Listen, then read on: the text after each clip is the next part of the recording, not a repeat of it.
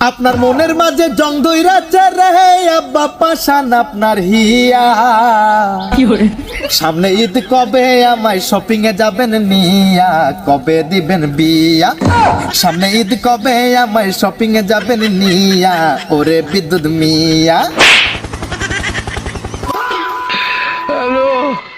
আব্বাজান, আপনি আমাকে শপিং করে দেবেন না এটা আমি কিছু মনে করিনি, কিন্তু আপনি আমার গায়ে হাত তোলাটা একদম ঠিক।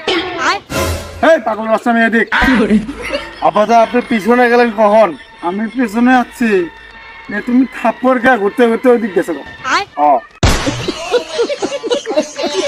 ওগো আব্বা, ও আমার আব্বা জান, আপনি এদিকে কোথায় যান?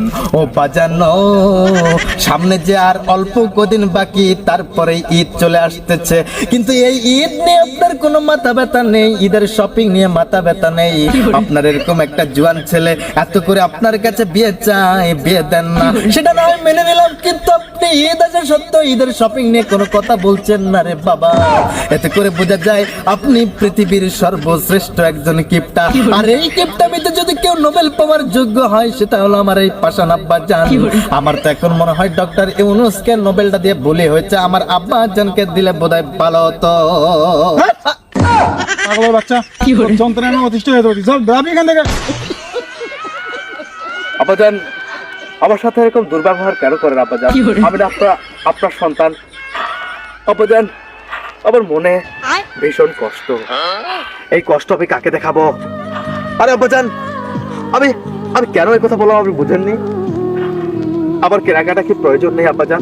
আমি আপনার ছেলে, ঈদের সবার একটা শখ চাহিদা আল্লাহ থাকে যে বাবার কাছে বাবা লাখ লাখ টাকা হাতে ধরিয়ে দেবে, আর ছেলে ইচ্ছে মতো ঘুরাবে, শপিং করবে, কেনাকাটা করবে, মজা মাস্তি করবে।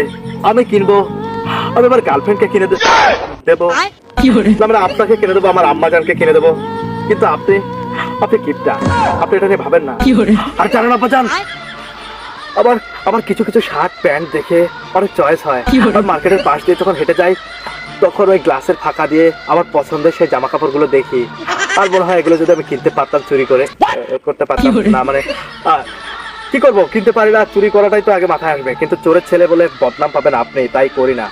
সেই জামা কাপড়গুলো একদিনের বেশি থাকে না আব্বাজান, যার পছন্দ হয় তারা কিনে নিয়ে চলে যায়, সেই আফসোসগুলো আবার কিনে নিয়ে চলে যায়।